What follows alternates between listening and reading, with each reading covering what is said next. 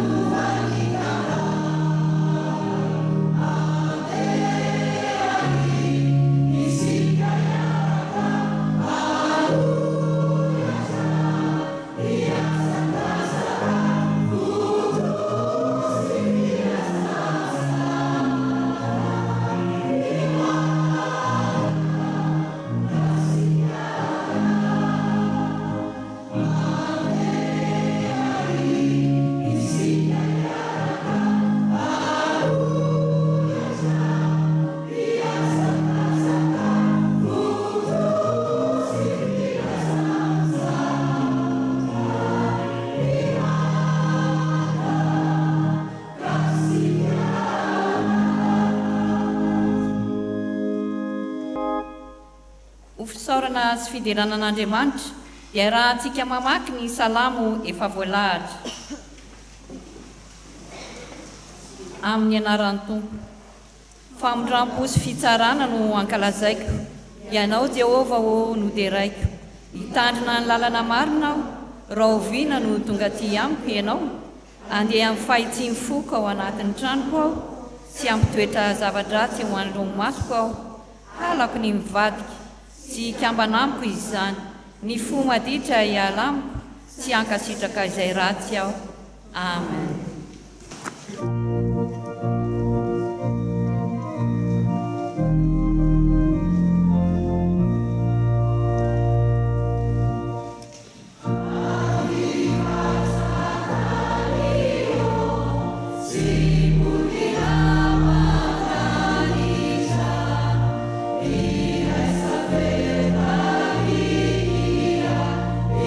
Bye.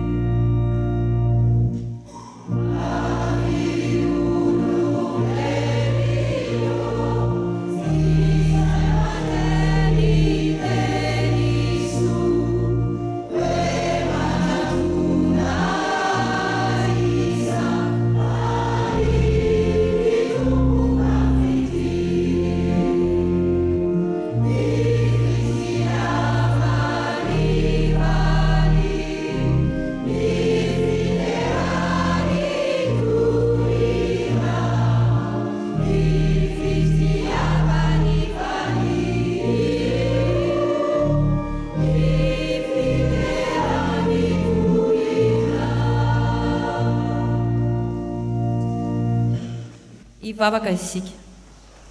Ry Andriamanitra ray sy zanaka ary fanahy masino, indreto tafavory eto ankehitriny izahay no ny habe ny famondraponao sy ny fahasoavanao.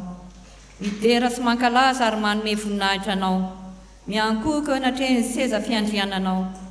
Misaotra noho izao fotoana azahoanay manamarika ny 100 taona ny sampana kristianina tanora zokiny izao. Misaotra anao koa noho ny fanombohanay handiny tena sy hibebaka marina amin'izao fotoana ny karemy voalohany izao. Ko mangataka anao Tompo, manatre feno izao fotoana izao, ary mitarianay ianao fanahy masina mba ho fanompopanay araka ny sitraponao tokoa no tanterahinay. Amin'ny anaranao Jesosy, amen. Tonga eo amin'ny fotoana ho an'ny ankizy tanora isika. Hiara hitsangana ny ankizy tanora rehetra hanao ny hira rehefa voalavo.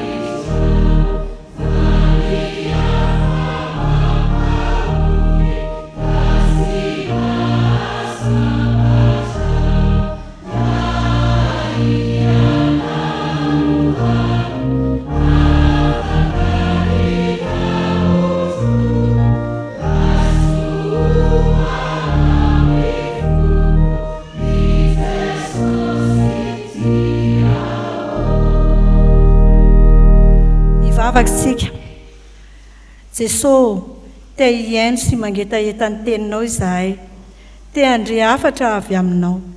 Fanahy masino, sokafo ny sainay sy ny fonay mba hahafahanay mandray, mitahiry ary hiaina izany hafatra izany. Amin'ny anaran'i Jesosy Kristy zokinay no anaovanay izany vavaka izany. Amen. Ny angalantsika ny hafatra androany dia ny Luka toko 5 andininy 2:30. Luka toko 5 andininy 2:30. Miara-mamaky sika eraky izy izay mahita. Vakitsika amin'ny anaran'i Jesosy. Tsy avy antsony marina aho fa ny mpanota mba hibebaka. Loha hevitsika moa amin'ity volana mars ity dia hoe miantso aho amin'ny fibebahana ny Tompo. Andeha ho tariako amin'ny alalan'ity tantara fohy ity ny hafatra izay hoentina aminareo androany. Misy mpivady kristianina dia dada sy neny. Mananjanaka anankiroa izy Bary zokilahy dia Ivoary zandrivavy. Samy tena ao anatin'ny tena fahatanorana izy menada. I Bary dia be namana, tsy mba mijanona trano firy fa dia mandeha mivoaka miaraka amin'ny namana foana rehefa mba tsy mianatra. Manita-kevitra any ivelany ihany. Mandeha mirevy ovo ny tenin'ny tanora amin'izao fotoana izao. Mafiloha, tsy mba mihaino ray aman-dreny. Saiky ny manao fanadinana dia tsy mba mahomby mihitsy. Dia ny tompo ditratrany Bary nandramana ny fisotroana toy izany ny foana nampalahelo fa sy mba tanteraka araka izy i Bary. Ivoary zandrivavy kosa dia ny fanohatra tanteraka tamin'ny toetra ny zokiny. Zaza endry makato ray aman-dreny, tsy mivavaka. Indrindra rehefa tonga ny alahady mazoto mianatra sekoly alahady. Ry rakizy tanora, tsy sasatra dada sy neny ny teny sy mananatra ny Bary, enina dia tsy mihaino ary izy. Tiany dada sy neny ianareo matoa teneniny sy ahitsiny foana. Miantso amin'ny fibebahana ny Tompo, aleo jerentsika vetivety aloha hoe inona ilay atao hoe mibebaka. Raha teny tokana izy dia hoe miverina, mody aiza? Mody ao amin'ny Jesosy. Fa raha alavaintsika kely izy dia voalohany hoe mila manaiky aloha tsika fa diso. Mifona dia mangataka famelana amin'ny Jesosy. Dia miala amin'ilay ratsy fanao izany hoe miova fo, miova saina, miova toetra, miova amin'ny zavatra rehetra mihitsiny. Dia rehefa miala amin'io tsika dia tsy miverina amin'io intsony. Iza moa no mampibebaka eto? Iza no miantso antsika eto? Jesosy. Iza no antsony Jesosy? Isika mpanota. Ny afatra ary ry ankizy tanora dia izao, mba henoy dada sy neny rehefa miteny sy mananatra antsika. Izy ireo solo-tenan'Andriamanitra, solo-tenan'i Jesosy hita maso miaraka amintsika ety ambonin'ny tany. Tsy ny endry no anarina sy antsony fa ny mpanota toa ny bary mba hiverina amin'ny Jesosy. Tiany Jesosy bary ka tsy tiany ho very. Nafinaritra nody ny sainy bary, tsy izy intsony izany be namana sy be revy izany. Tsy nahasoa dia tsy nataony intsony. Eny ny antson'i Jesosy mampody azy, satria dia tena tsy nikely soroka mahitsy ny ray aman-dreniny bary, nananatra sy nampianatra azy ny amin'ny Jesosy sy nampianatra azy ny tenin'Andriamanitra izay tena namonjy azy tokoa. Jesosy mihitsy no niditra an-tsehatra teo amin'ny fiainan'ny bary, ka nataon'i Jesosy tsy tiany intsony ireny ratsy fanaony ireny.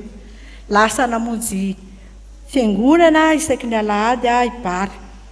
I bary dia mpandositra fitaovam-pivavahan'ny mpianakavy rehefa hariva, dia nefa izy izao no tonga voalohany ao amin'ny efitrano fandraisam-bahiny rehefa hanao fotoana amin'ny mpianakavy. Niditra katekômena, any ny fahadadinana rehetra izay nataon'ny bary dia lasa naomby avokoa. Izany rehetra izany dia vokatra amin'ny fibebahana ny antsoin'i Jesosy ny bary. Jesosy dia tsy sasatra na reraka miantso antsika ody sy hiverina ao aminy. Raha sanatria ry ankizy tanora ka mbola misy variana any ho any ianareo dia mody, miverena, manolora tena. Fa hafa mihitsy ny manana ny Jesosy, hafa ny miaraka amin'ny Jesosy amin'ny fiainana. Rehefa miantso Jesosy dia manara azy. Ho an'Andriamanitra rery ihany ny voninahitra. Amen. Hivavaka isika. Jesosy, misaotra ny amin'ny afatra, misaotra ny amin'ny fitiavanao, ampiteoratsia anatinay ny teninao, omeo anay ny fiainana mandrakizay dia ny mba handova lanitra miaraka aminao. Misaotra Jesosy. Amen.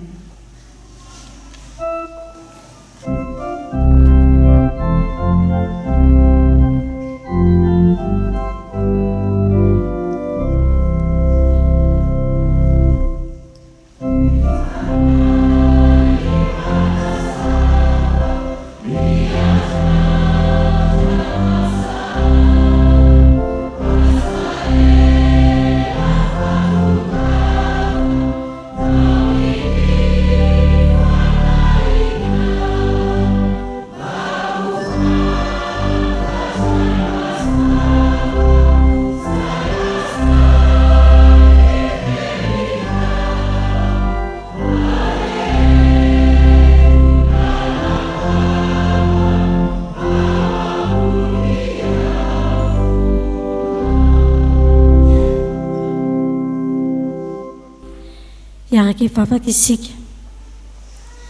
Misaotra anao izahay Andriamanitra mahery ny zavatra rehetra, no izao fotoana omenao anay izao, enoana indray ny teninao, ka hitondra aina vaovao anay. Mangataka ny fanahy masinao izahay mba hirotsaka ho an'ny mpamaky, mba tsy handiso, ho an'ny mpitory ny afatrao, mba ny sitraponao no setrany, ary ny mpiaino rehetra mba handray izany, ka tsy handalo fotsiny eo amin'izy ireo izany, fa entiny hatrehana ny fiainana isan'andro, ho taridalana ho azy ireo, ary antso azy amin'ny fibebahana ihany koa. Amin'ny anaran'i Jesosy Kristy no hanaovana izany vavaka izany. Amen. Iaraka mamaky sy ny soratra masina isika, ao amin'ny fanekena taloha, bokin'ny mpanjaka, mpanjaka faharoa, toko fahafito amby folo, andin'ny fahaenina ka hatramin'ny fahatelo amby folo. Rehefa hita dia hovakiana amin'ny anaran'ny Tompo. Ary tamin'ny taona fahasivy nanjakan'ny Hosea no nahafahan'ny mpanjakan'ny Asiria ny Samaria, dia nentiny ho babo tany Asiria ny Israely, ka namponen'ny tao ala sy tao amorony abory, dia ny on'ny Gozana izany, ary teny amin'ny tanàna Mediana.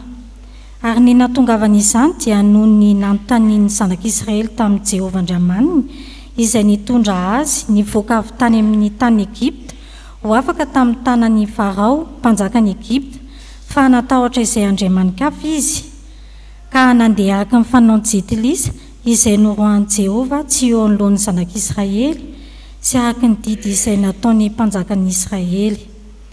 Ary ny zanak'Israely dia nanao teny tsy marina hoeto manakona an'i Jehova Andriamanina ka nanao fitoerana avo teny amin'ny tanàna rehetra ka hatramin'ny tilikambony mpiambina ka hatramin'ny tanàna mimanda. Ary nanangana tsangam-bato sampy sy Asiria ho azy teny amin'ny tendrombohitra avo rehetra sy teny ambanin'ny hazo maitso rehetra izy, ary nandoro didika azo manitra teny amin'ny fitoerana avo rehetra izy tahaka nataon'i Jetilisa izay norohan'i Jehova tsy eo anoloany, sady nanao zavatra ratsy ka nampahatezitra an'i Jehova. Fa nanompo sampy izay nandraran'i Jehova azy hoe aza manao izany zavatra izany anareo. Nefa ny mpaminany rehetra sy ny mpahita rehetra dia nasain'i Jehova nananatra ny Israely sy ny Joda hoe miala amin'ny lalanareo ratsy ary tandremo ny lalako sy ny didiko ary ny lalana rehetra izay nandidiako ny zanak'razanareo sy izay nanirahako ny mpaminany mpanompo ho aminareo.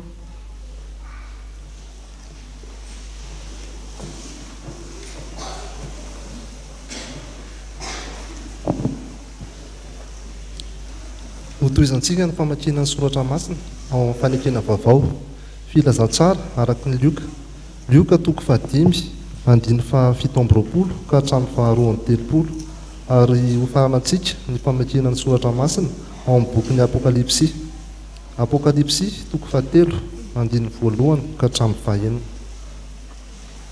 Rehefa hita dia ho vakiana amin'ny anaran'ny Tompo. Ary rehefa afaka izany dia nandeha Jesosy ka nahita mpamory rehetra atao hoe Levy nipetraka teo am-pamoriketra dia hoy izy taminy manaraha ahy.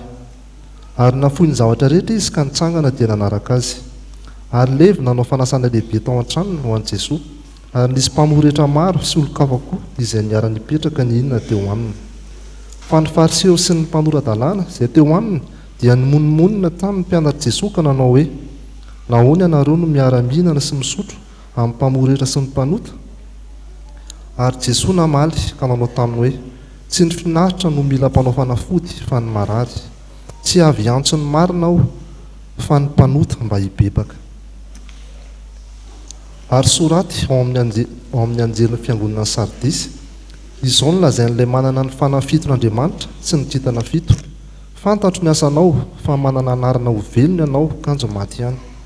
Miambena ka horeny tsara ny zavatra sisa izay saiko maty, fa tsy nisy hitako tanteraka ny asanao eo anatrehan'Andriamanitra.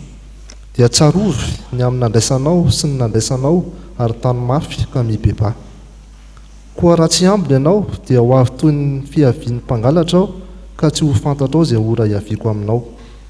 Kanefa misy olona vitsy aty aminao aty Sardisy izay tsy nandoto ny fitafiny, ary hiara-mandeha amiko ny tafy lamba fotsy ireo satria mendrika izy. Izay maharesy dia hitafy lamba fotsy tahaka ireo koa, ary tsy hamono ny anarany eo amin'ny boky ny fiainana tokoa aho, fa hanaiky ny anarany eo anatrehan'ny raiko sy eo anatrehan'ny anjeliny. Izay manatsofina aoka izy igema izay lazainy fanahy amin'ny fiangonana. Amen.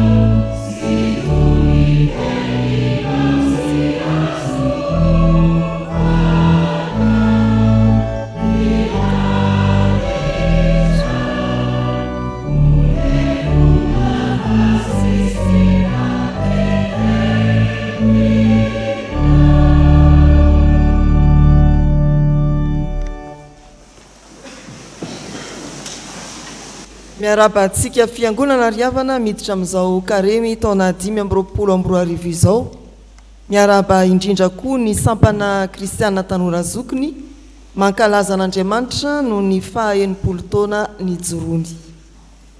Ny filazantsara araka ny Matthieu 5:2 izay efa nitarihana antsika tao amin'ny 10 minitra ho an'ny ankizy sy ny tanora no mbola hiarantsika indray amin'ity fotoana ity.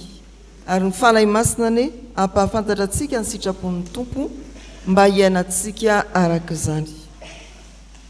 Karemy fotoana fiomanana, fotoana fiombonana fijaliana amin'ny Kristy, fotoam-pandinihan-tena ary fotoana ny fibebahana. Izay ny karemy. Ity Luka 5:7 hatramin'ny 2:30 ity dia milaza indrindra ny fiantsoana any Matthieu na i Levi ho mpianatry ny Tompo. Ny 2:30 izay manoloana antsika dia setry ny fanamariana nataon'ny fariseo ny amin'ny Jesosy sy ny mpianany miara-minana amin'ny mpanota. Nahoana moa no nanaovan'ny fariseo fanamariana zany fihetsiky Jesosy sy ny mpianany zany. Matthieu dia mpamorietra tamin'ny fotoana nahaveloman'i Jesosy tetỳ ambonin'ny tany. Ny mpamorietra dia tena mangidy hoditra tamin'ny mpiara-monina taminy. Naka mihoatra izay tokony ho alaina izy ireny. Tsy ilaza hoe ohatra ny fanaon'ny mpamorietra sasany ankehitriny, mandraka ankehitriny, tena nangidy hoditra ary nosokajiny ny fiarahamonina jiosy ho mpanota farahidiny indrindra. Jesosy dia efa niantso ny Simona Petera ao aloha kely ao teny ampanjonoana.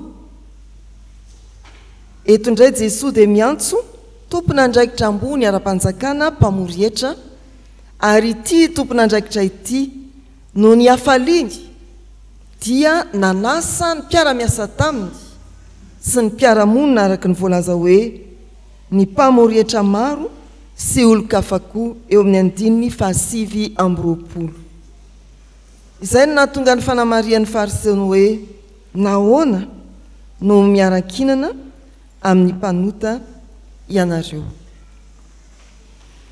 Miantso amin'ny fibebahana ny Tompo.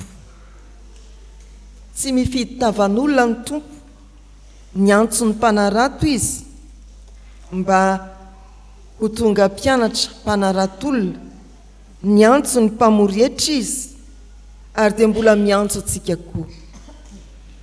Tsy avy antso ny marina aho fa ny mpanota mba hibebaka. Efa hainao tsy enjerin-tsanja ny soratra masina zany.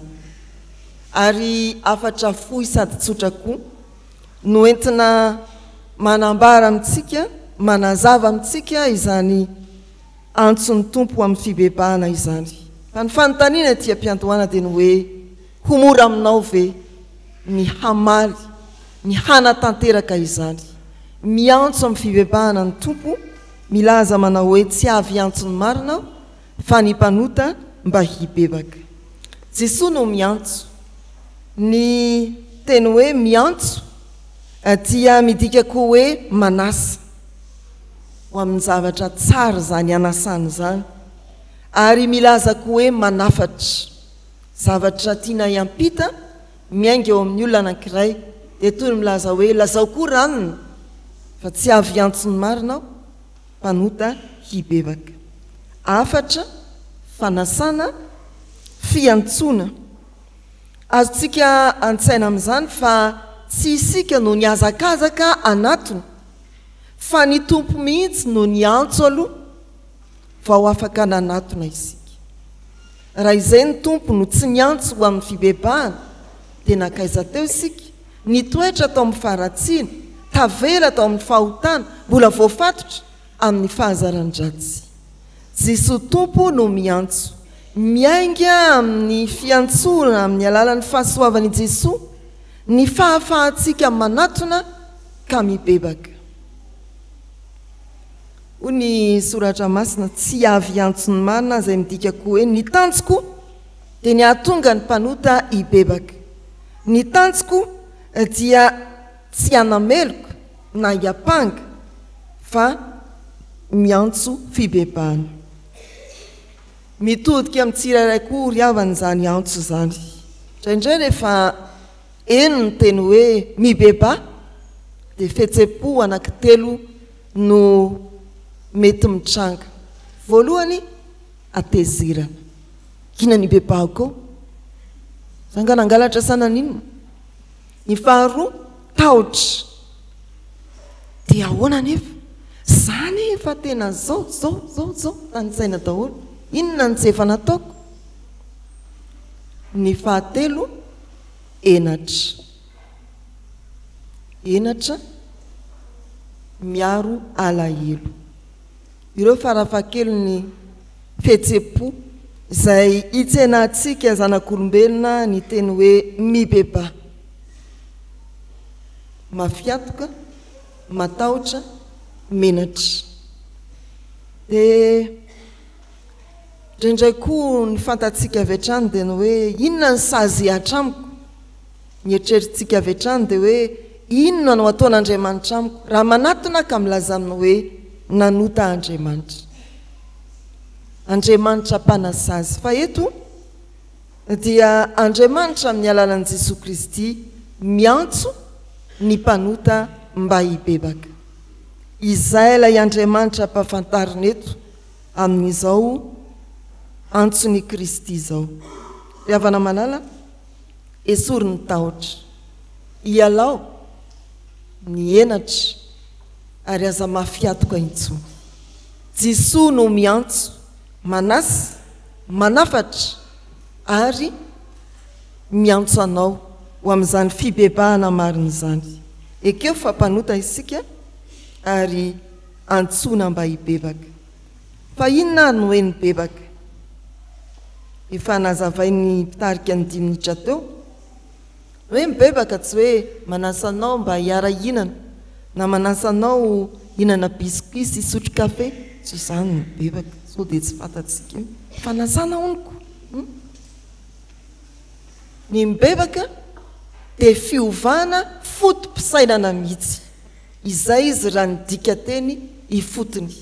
Miova fotom-pisainana, miova fomba fiainana. Ary tsy hoe miaiky fampanota fotsiny dia mangata-pamelana ary mandray ny famelan-keloko amin'ny finoana, fa tonga amin'ny fiovam-piainana, fandianana araka ny sitrapon'Andriamanitra. Ireo telo ireo izany hoe miaiky fampanota ianao, nangata-pamelana ianao, nandray famelan-keloko ianao, ary ny toyany miaina amin'ny sitrapon'Andriamanitra ianao. Izay ny atao hoe mibebaka. Tsy mijanona fotsiny amin'ny hoe miaiky fampanota, nandray famelan-keloko, dia amin'ny manaraka indray mifankahita dia manao mandroso sy miverina eo ny fiainantsika. Tsy izany ny mibebaka. Matetika nefa ry havana dia misy isika kristianina izay zatra manao mandroso sy miverina aller-retour amin'ny fiainana ara-panahy. Miaingana trano isika, mibata migoniny tsy fahatanterahantsika, tena toritory fo mangorakoraka, tonga tia am-piangonana, mivoaka am-pifaliana fa nandray famelan-keloko. Dia manangona fahotana indray, mitsipona sy mitsindroka mihitsy azy. Miosina amin'ny fakofako-pahotana. Dia tonga indray ny alahady, dia torak'izay ihany. Mivoaka amin'ny fifaliana fa voavela heloka, dia manangonangona fahotana indray. Ry havana malala, tsy izany ny atao hoe mibebaka.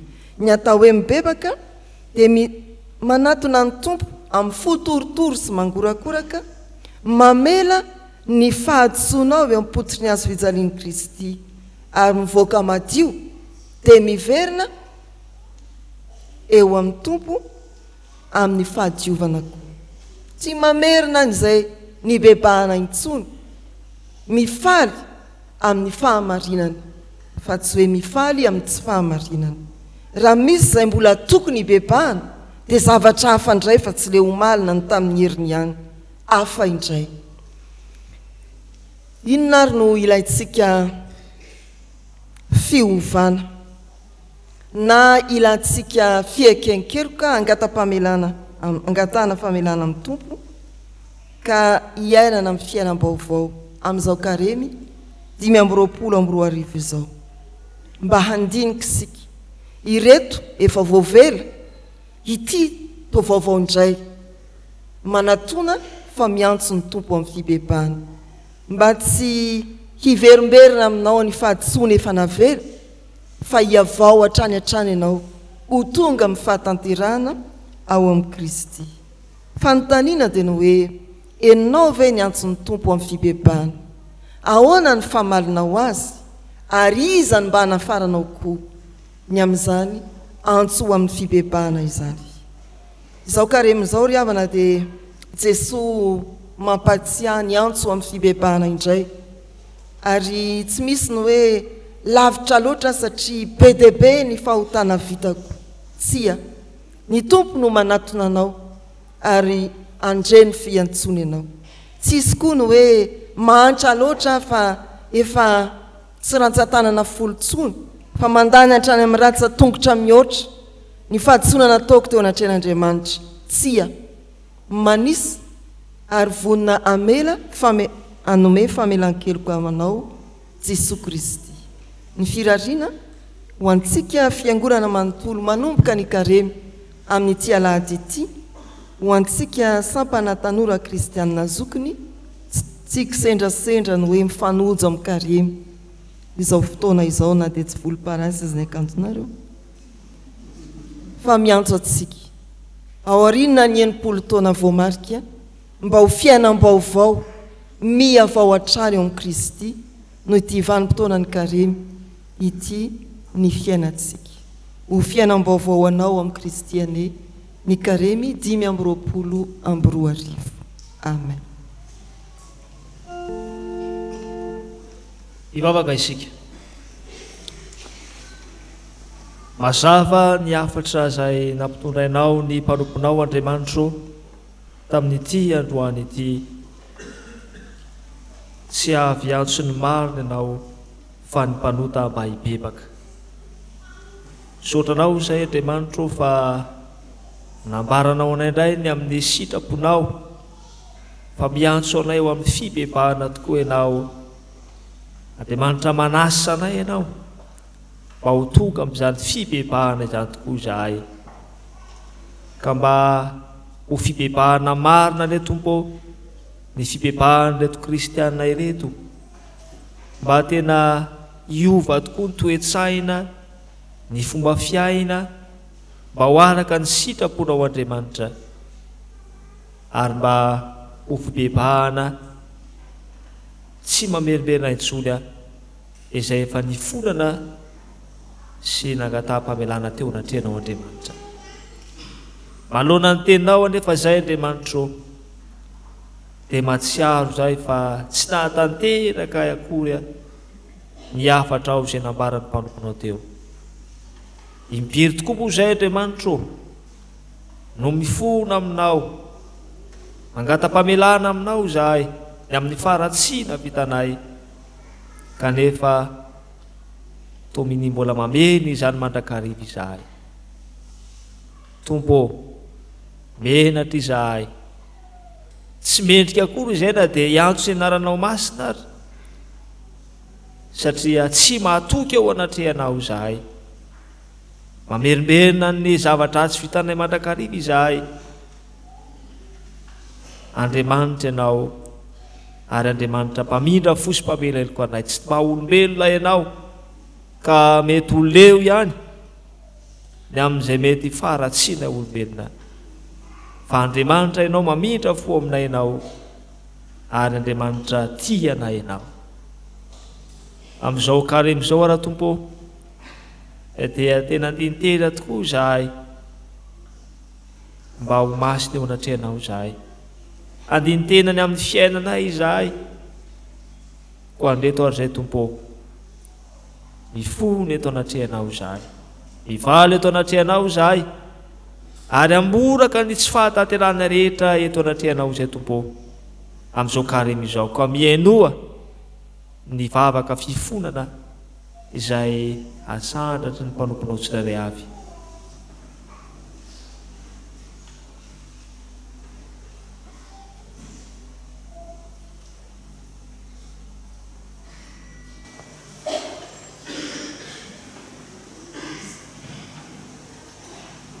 Ny fotontolo sy mamorakamorako tompo tsy vatona tsimotsita, azy rehetra manatona anao dia tsy maholavinao, ka misaotra anao izay tompo ny amin'ny fiainonao ny vavaka fifonana izay nasandra eo.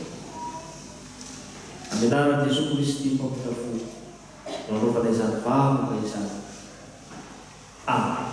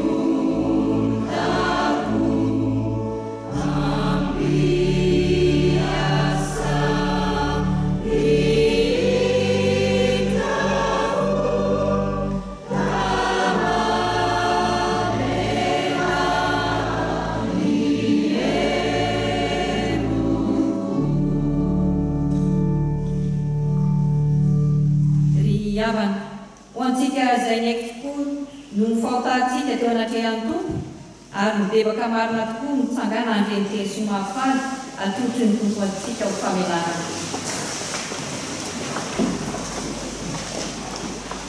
Hoy ny tompo, satria izao ny raiketa amin'ny fitiavany dia hamonjy azy aho, hanandratra azy ho any amin'ny avo aho satria mahalala ny anarako izy, hiantso ahy izy dia hamaly azy aho, eo aminy aho raha ory izy, haonjy sy hanome voninahitra azy aho, hovokisako fahaela verina izy ary asehiko azy ny famonjeko. Amen. Ambara amin'ny anaran'ny tompo fa voavela ny elokareo noho ny anaran'ny masina. Amen. Miderany tompo. Sambatani una isa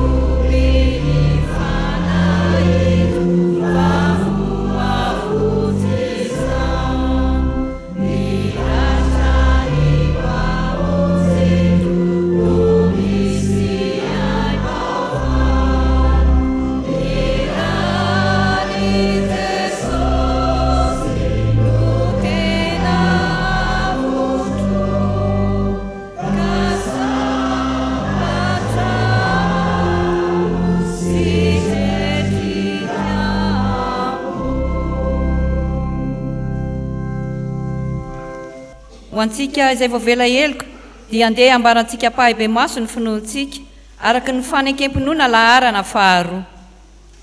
Isika mihinan'Andriamanitra iray totoa mpanao ny lanitra sy ny tany ary ny zavatra rehetra na ny hita na ny tsy hita. Ary an Jesosy Kristy iray zanan'ilay tokan'Andriamanitra nateraky indray ny talohizao mazava avy amin'Andriamanitra tokoa avy amin'Andriamanitra nateraka fa tsy natao iray amin'ray amin'ny zavatra rehetra izy nahariana izao tontolo izao ny amintsika olombelona sady famonjenantsika hidiny any an-danitra ary natao mifanahy masina ny fahatamina dia tonga olony vonina tamin'ny azo fijaliana tamin'ny mampotolahy maty izy analeva misangana tamin'ny maty tamin'ny azo fahatelo ary izay voasoratra izy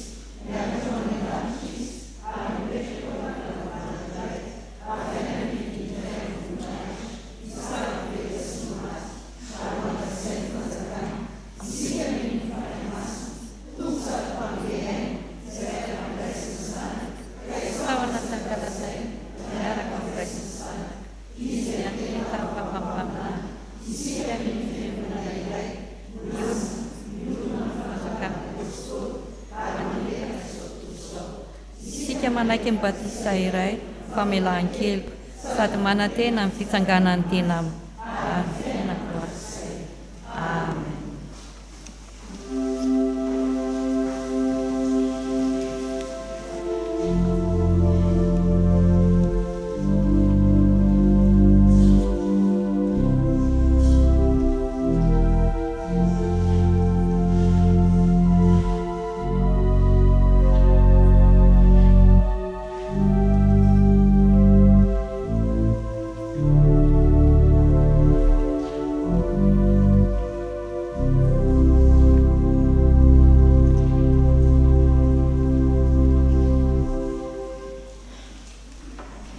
Eo amin'ny asa vavolombelona isika izao dia hitsangana ny sampana kristianina tanora zokiny anao ny hira fisoran'Andriamanitra ho fanamariana amin'ny faha-empolo taona.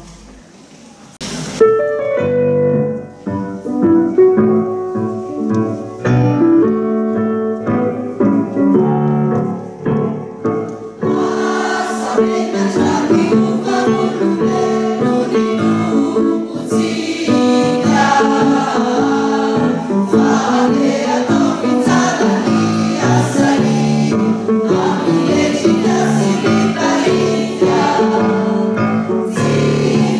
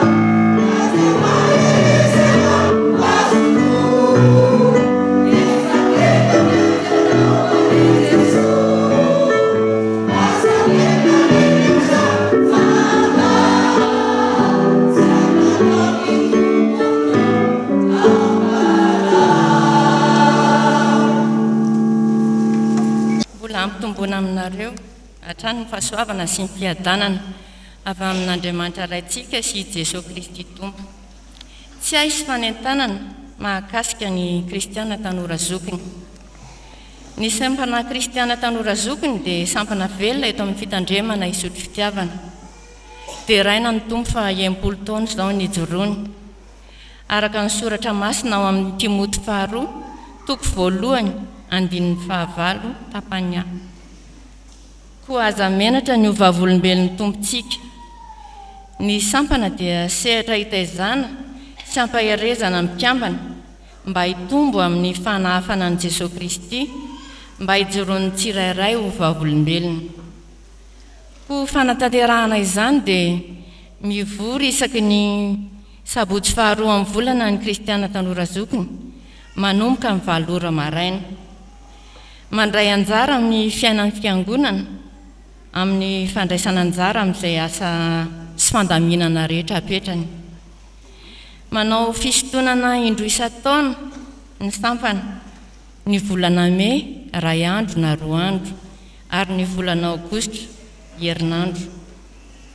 Ao amin'ny tetikasan'ny sampana amin'ity taona ity ny amangy ny akany fitaizana ireo zazamani eny Ambohidratrimo. Ny mpikambana dia ahitana salataona rehetra manomboka amin'ny zazakely ka hatramin'ny zokiolona na vehivavy na lehilahy, izany hoe ny ankohonana mihitsy. Na efa mpikambana any amin'ny sampana hafa aza dia afaka mirotsaka ho kristiana tanora zokiny avokoa. Maro ireo mpitondra efa nifandimby tao amin'izany sampana izany. Tao Rakotarosoa Charles izay filoha-mpamorona ny sampana, Ra Samuel Marie, Ranay Varson Edmond, Dagadis Kenny, Ra Mialson Bebisoa, Rakotson Kati izay mbola mitondra mandraka ankehitriny. Ireo zava-bitan'ny sampana kristiana tanora zokiny tao manatin'izay 80 taona izay. Nanolo ny marbre teto amin'izao altara izao tamin'izany fotoana izany. Nanolo ny rideau en scène tao amin'ny akany. Nanavao ny toilette niaraka tamin'ny sampana hafa. Nanolo balustre niaraka tamin'ny sampana hafa. Nanolo takelaka 12 fametahana laharan-kira sy vakiteny. Amin'izao fotoam-pankalazana izao dia manana faniriana ny hanolotra lela vola 5 tapitrisa ariary ho an'ny fiangonana ny sampana kristiana tanora zokiny. Koa manentana anareo na ray ny antso anatevin-daharana anay ao amin'ny sampana kristiana tanora zokiny. Ho an'Andriamanitra irery ny voninahitra. Amen. Sotra an'Andriamanitra tokoa isika riavana raha nitehirizina nandritra ny 80 taona izao sampana tanora kristiana zokiny izao. Ary nitsahivana teo ireo tompon'andraikitra ny fandimby nitarika ny asan'Andriamanitra teo anivon'ny sampana ny asa rehetra natao ankoatr'izay fijoroana ovavolombelona sy fitoriana ny filazantsara. 80 taona raha namadibadika ny baiboly dia iza reny mpanompon'Andriamanitra mba voamarika manokana ny 80 taona ny ao amin'ny soratra masina. Isaka riavana no hitany amin'izany. 70 taona izy no napakatra ny Rebeka ho vadiny, ary rehefa nozan'Andriamanitra toetra nandritra ny 20 taona teo amin'ny 80 taonany izy vao niteraka any Esau sy Jakoba kambana. Izany hoe notezain'Andriamanitra tamin'ny faharetana tamin'ny fizahan-toetra Isaka dia toan'ny sampana rehetra izay tsy hoe misosa mora ny fiainan'ny sampana. Mahatsapy izany isika birao mpitantana eo anivon'ny fiangonana. Tsy misy fiainan'ny sampana misosa mora. Zahan'Andriamanitra toetra isika nefa ao anatin'izany ny faharetana. Ary mitehika izao 80 taona izao dia mba ho tovin'Andriamanitra aminareo koa ny hoe hiteraka kambana. Hitombo afiriany zany ny fikambana. Mieritreretra hitombo fa tsy hoe araka ny mahalehibe hono mampihena. tsy ilaza fitenenana malagasy eto fa teo amin'ny faha-80 taonany dia ny tombo ny ankona ny saka tsy milaza fitombona fotsiny zany fa mampatsiaro andraikitra raha teo koa eo anivin'izay ateraka dia ny firariana riavana araka ny teny izay hijoroana ao anatin'izao faha-80 taona izao Timoty faharotoko voalohany andininy fahavalo tapany voalohany aza menatra ny hovavolombelony ny tompo mba tsy ho tanora kristianina zokony sarokenatra amin'ny fijoroana hovavolombelony sika fa tena anana fahasahiana zotom-po fiombona mpoam-panahy eo amin'ny fijoroana hovavolombelony ny tompo ary amin'izao manaraka izao dia mbola hitombo hery hitombo isa hitombo fahavitrianane ianareo amin'ny fanatanterahana ny asan'ny tompo dia mirarisoa ho fitahiana anampy fitahiana fahasoavana indrindraindrindra anampy fahasoavana no anaraka n'izao sampana izao mandra-piavin'ny tompo hitsanga sika fiangonana hivavaka tompo raha mitodika ny tantara ny sampana tanora kristianina zokiny nitsahivina vetivety teo izay dia mahatsiaro tokoa fa ny tananao no nanoana ny tananao no niazona ity sampana ity nandritra ny 80 taona tsy ho voatanisa ny zavatra ny famaofao fa madibadika tao anatin'izany 80 taona izany fa ny an'ny tsapanay sy fantatray dia ianao Andriamanitra mitondra ianao Andriamanitra manoratra ny tantara na tianay ho tany saina aza izay tsaroana dia ianao ny tena mahatadidy ary mandrakitra izany ao amin'ny boky ny fiainana indrindra ireo mpanomponao miara-ny azakazaka tao anatin'ny tony sampana itony misaotra ny amin'reto amperinasa Andriamanitra ary mangataka indrindra izahay mba homenao ny fanainao masina tsy fanay osa fa fanay mahery sy fitiavana izy ireo ahafany mijoro amin'ny kasahiana sy amin'ny enatra ho vavolombelonao na amin'ny teny na amin'ny asa dia atody izay efa nitanterahana hatramin'izay ary mbola anampy indray asa fijoroana vavolombelona hafa ho fanamariana izao taona faha-80 izao dia mivavaka aminao izahay mba hanomezanao tanana ireto mpikambana ireto ny ankona ny avy fiangonana manontolo iarahana mahana tratra ny vina izay napetraka ao anatin'izao faha-80 taona izao andray anjara amin'ny asan'ny fiangonana amin'ny taremarika 5 tapitrisa tompo aminay izany lehibe fa tendreny ny tananao monja dia ho vita to tsy natao ambino ary zao sampana izao meo fitiavana be dehibe mba hahafany manefa izay tokony hoefaina amin'ny fifaliana dia ho ankasitrahana eo masonao zany dia anao tompo no mbola tsy amony tokoa ny anaran'izy ireo ambokin'ny fiainana araky ny taratasy ny soratanao ho an'ny fiangonana tany Sardisy no vakiana taminay teo dia misaotra Andriamanitra miaino sy hamaly zany vavaka zany araky ny habe ny fitiavanao amin'ny anaran'i Jesosy lay ankehitriny sy taloha ary ho avy amen petraka isika ry mivavaka isika isaorana ianao Andriamanitra tomponay tsara indrindra satria tena tianao tokoa izahay ary afaka mangataka indray izahay eto anatrehanao amin'ity andro anio ity vavaka izay tompo an'ny kristianina rehetra eto amin'izao fiangonana izao tsisy miafina aminao tompo ny fiainany tsirairay avy ao ny manana olana ao ny tsy salama ianao Andriamanitra ny mahita an'ireny tsirairay avy ireny ko mangataka aminao izay tompo jereo izy ireny ary ianao ampahery reny kristianina rehetra ireny petraka finao ampilatanao koa tompo ireo izay marary na nytonga eto zany na tsy tonga eto fa any amin'ny toerana misy azy any any amin'ny toeram-pitsaboana ny tokantrano ianao Andriamanitra no hanasitrana azy ireny ho afaka amin'ny aretina mahazo azy izy. Ametraka fianao ampilatanao kosa tompo ny fiainan'ny kristiana tsirairay avy ta io ny mpianatra eto amin'izao fiangonana izao ame fahendrena azy ianao ary ampitompo ny fahalalana ho azy ireo ianao tompo amin'izany fianarana tanterahany zany. Ao ihany koa tompo reo raha aman-dreny zay efa am-perinasa ianao Andriamanitra androtraka ny fitahinao amin'izany asa izany ka mba ahomby tsara izy ahafahany mamelona tsara ny ankonany ary indrindra ihany koa ho amin'ny fanomponanao Andriamanitra. Sady ny ambavaka tompo ny mitondra ambavaka ny fiangonanao, ny mpitondra izao fiangonana izao, ny filohan'ny FJKM izany. Ianao no anafiry azy amin'ny asa mandraraha rehetra, ny amin'ny adidy rehetra apetraka ao aminy amin'ny fitondrana izao fiangonana izao.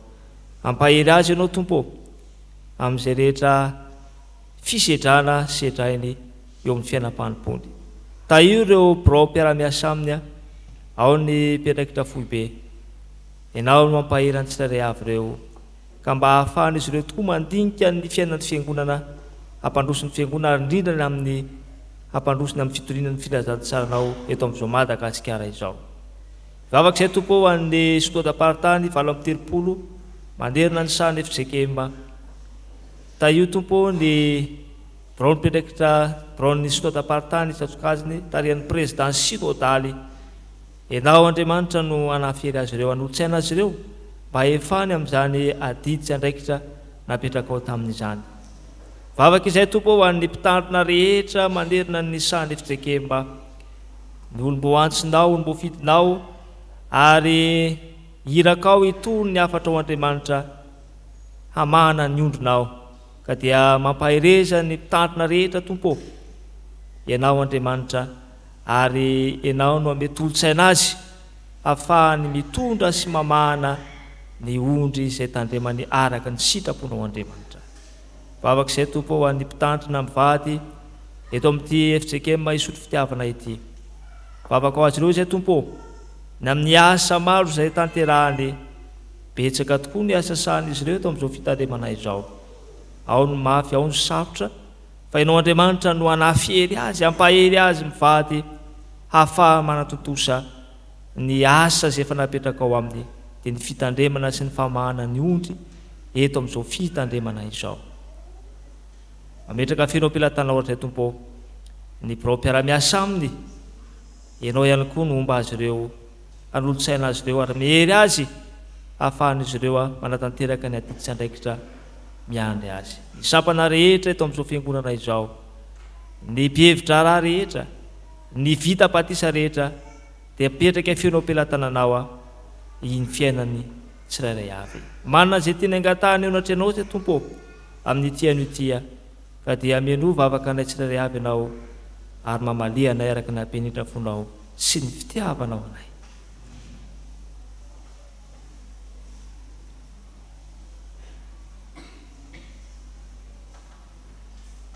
Ny vavaka ihany koa izay Andriamanitra ho an'ity firenena ity, ny firenena malagasy.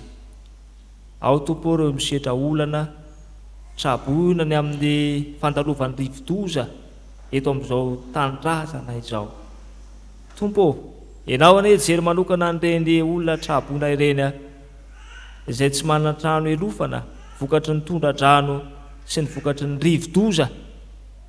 Ianao Andriamanitra ampahery azy ireny, jery azy ireny ianao ary omba azy ireny mandrakariva ireny mpiray tanindrazana aminay ireny.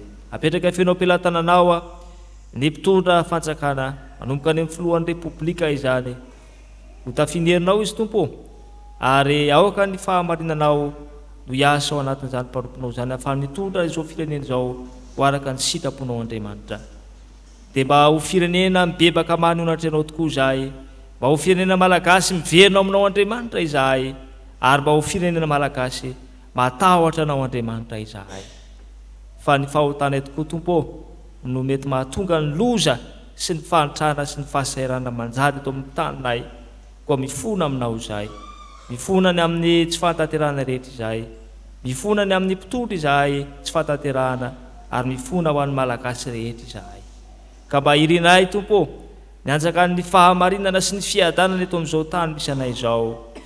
Maro tokoa ny zavatra misy eto amin'ny firenenay, manjaka ny fahalovana, ny kolokolo ny faharatsiana ny fahantrana indrindraindrindra tompo vonjeo ny taninay Andriamanitra ary vonjeo zao malagasy izao isoranay ianao tompo satria Andriamanitra malivavaka ianao ary sitrakay ny mampiombona ny vavakay amin'le vavaka nampiananao manao hoe ranay io zany an-danitra ho amasinany ny anaranao tonga ane ny fanjakanao atao ane ny sitraponao ety atany takina ny an-danitra be ho anay no izay ny saza ho anay ary mamelany elokay takiny amelanay zay ny meloka taminay raha zavitondra anay amin'ny fakapana ka manafanay amin'ny ratsy anao ny fanjakana sy ny hery ary ny voninahitra mandrakizay amen.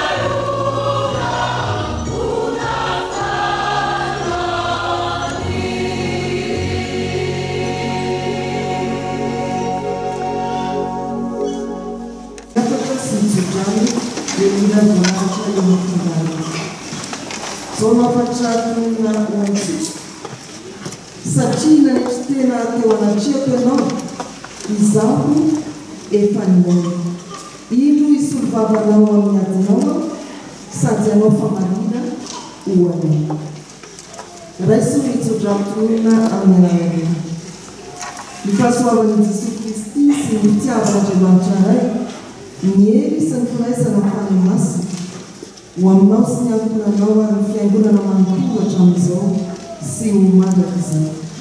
Amen.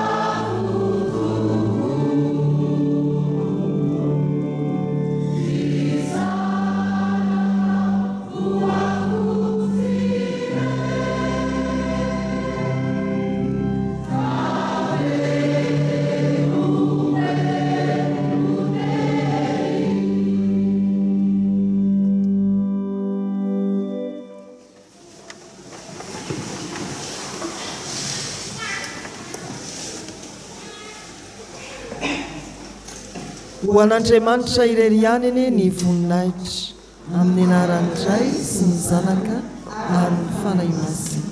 Amen.